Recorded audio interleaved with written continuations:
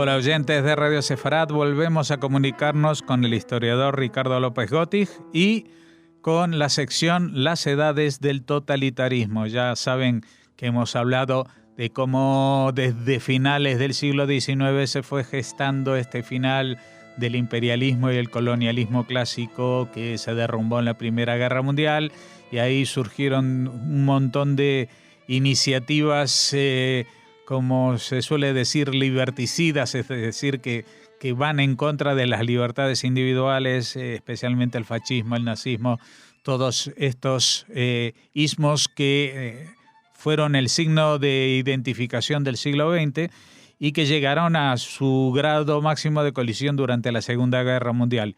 Y estamos prácticamente a segundos del estallido de esa Segunda Guerra Mundial, porque hemos visto en las últimas entregas cómo esta política del apaciguamiento, al contrario de su intención, lo que ha hecho fue envalentonar a Hitler, y por eso se lanzó al capítulo que hoy abordamos, la invasión alemana en 1939 de Checoslovaquia, ¿no?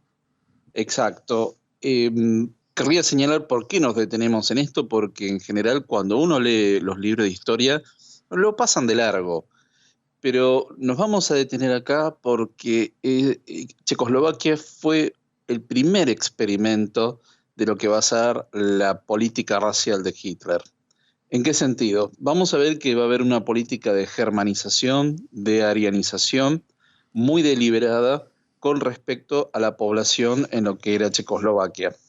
Vimos que en octubre de 1938, el 1 de octubre, fue entregado la región de los Sudetes a Alemania. Los Sudetes era un nombre genérico a todo lo que era la región fronteriza de Checoslovaquia con Austria y Alemania.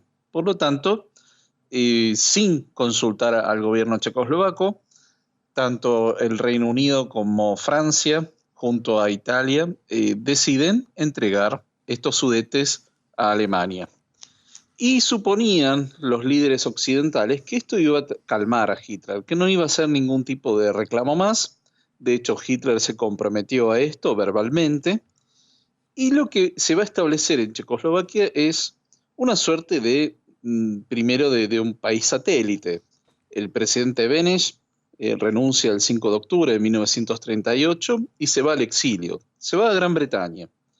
Desde ahí, él, digamos, va a ser tratado en principio como un paria y después, durante la Segunda Guerra Mundial, sí se lo va a reconocer como el gobierno checoslovaco en el exilio.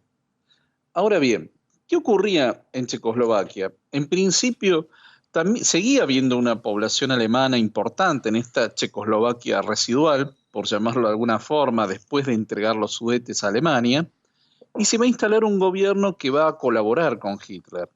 El nuevo presidente va a ser Emil Hácha, que era un jurista, un hombre de avanzada edad, y que va a tener una política totalmente de colaboración. De hecho, va a suspender la Constitución, va a establecer la censura, le va a dar un estatus especial a los alemanes que seguían viviendo en Checoslovaquia, se va a permitir el despliegue de las milicias fascistas. Va a haber un fuerte discurso antisemita por parte del nuevo gobierno, y de hecho lo que vamos a ver es que desde octubre de 1938 hasta marzo de 1939 va a haber una ola de despidos de los empleados judíos en distintas instituciones. De hecho, a los judíos ya no se les permite formar parte de las mismas instituciones deportivas, se los hostiga en los colegios, ¿no? Entonces ya empieza a haber un clima antisemita muy fuerte en esta Checoslovaquia residual. Ahora bien, lo que va a ocurrir es una situación bastante paradojal, porque en principio los judíos que estaban en Praga, estamos hablando desde más o menos el siglo XI, o sea que había un arraigo importante. Hablamos en general de unos 100.000 judíos, que hoy es República Checa, es decir, el territorio de Bohemia y Moravia, y en total, aproximadamente en todo lo que era Checoslovaquia, había unos 300.000 judíos.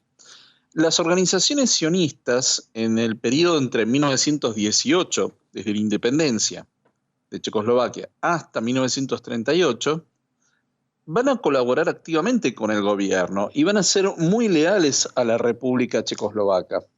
Y de hecho, hay que señalar que el primer presidente de Checoslovaquia, Tomáš Garrigue Masaryk, era alguien que tenía una gran simpatía por la comunidad judía. De hecho, él en 1900 va a defender a un acusado del ritual de sangre, se llamaba Leopold Hilsner.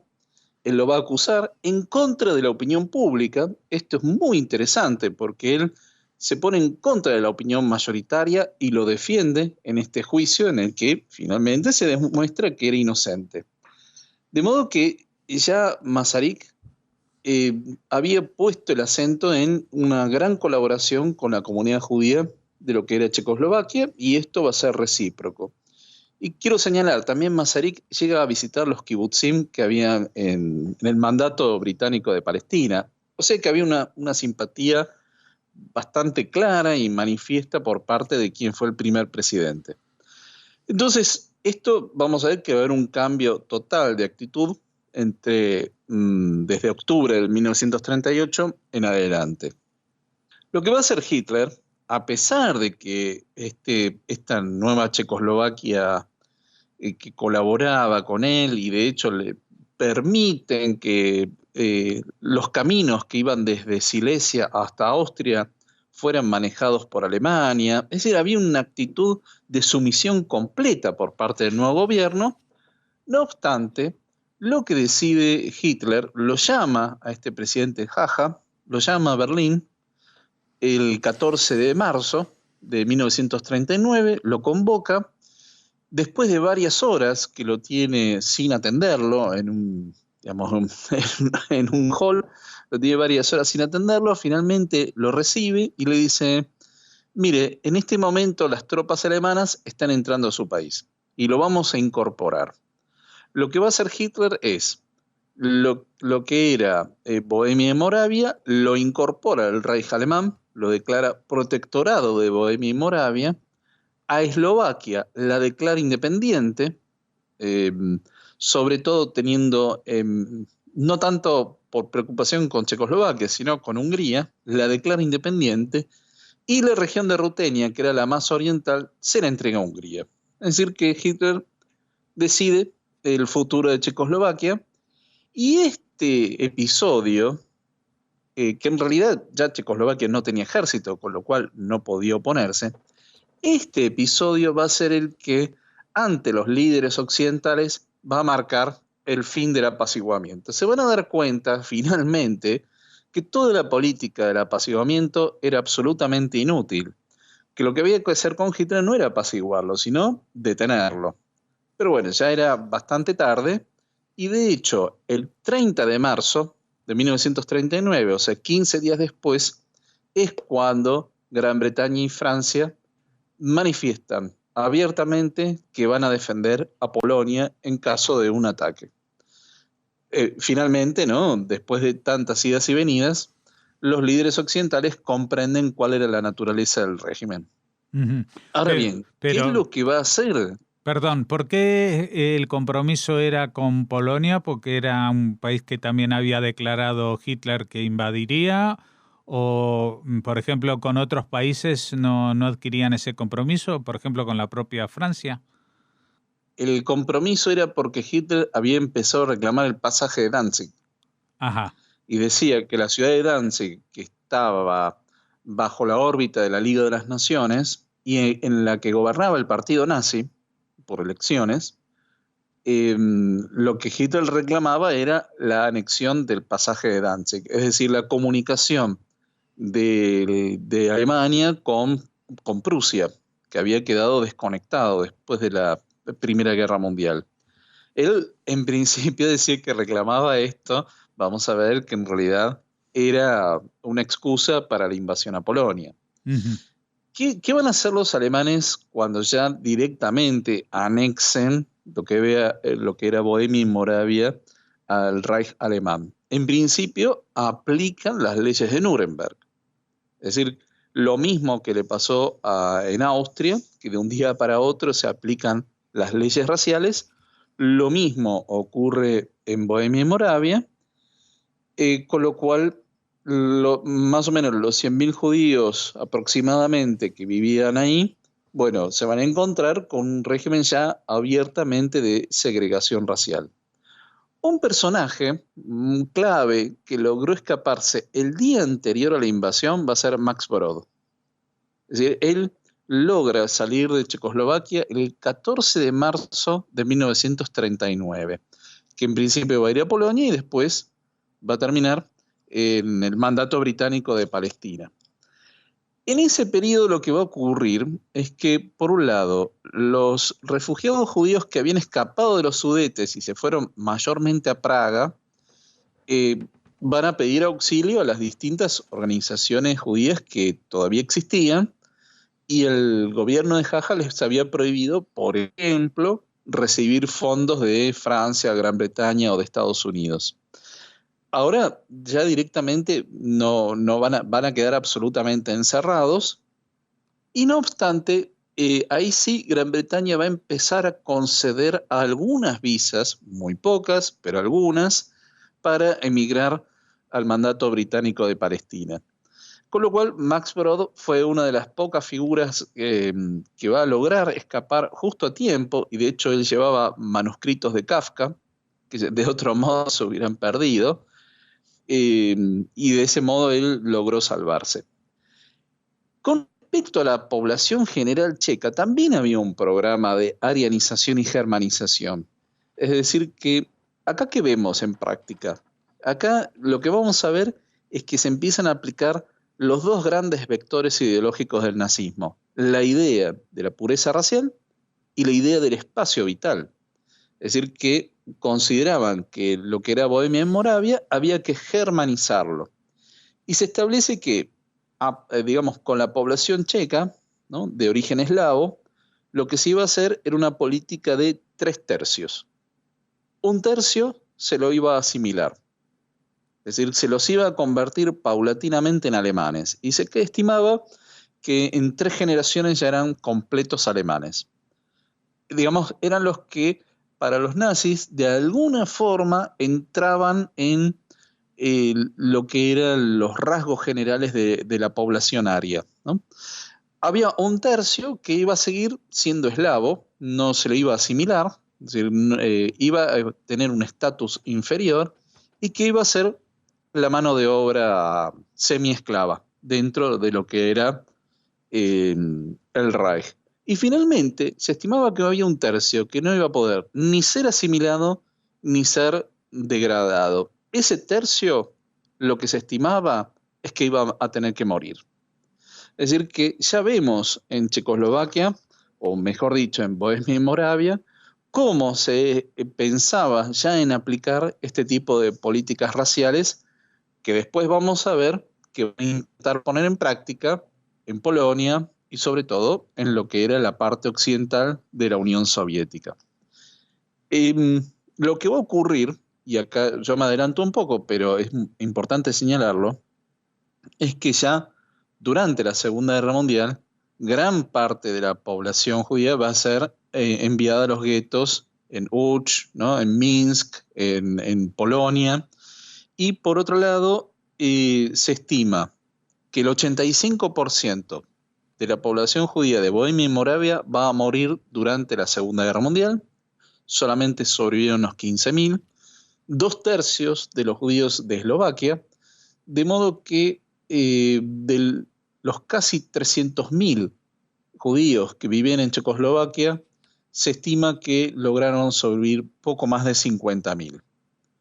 El dato a tener en cuenta es que después de la Segunda Guerra Mundial, 30.000 de los sobrevivientes se van a ir a vivir ya al Estado de Israel.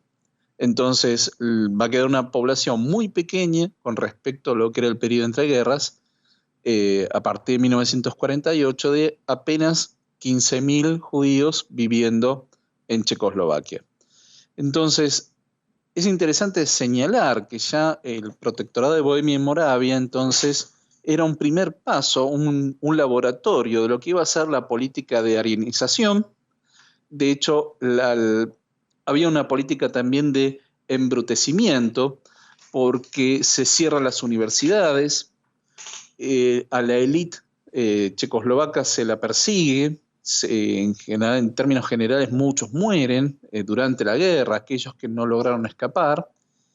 Y sí, lo que va a hacer la Alemania nazi durante la guerra es que va a favorecer mucho, a través de buenos salarios y una buena alimentación, a quienes eran los obreros técnicos de Bohemia y Moravia, porque va a ser, curiosamente, una zona donde haya una gran producción armamentista y que a su vez los aliados no querían bombardear porque no era estrictamente alemán. Entonces se va a convertir en una zona que va a tener una protección especial tanto de los alemanes como de los países aliados durante la guerra. Entonces, lo que va a ocurrir es que el idioma checo se va a prohibir, se va a germanizar totalmente la vida, incluso hasta un detalle aparentemente menor: cómo se conducía, ¿no?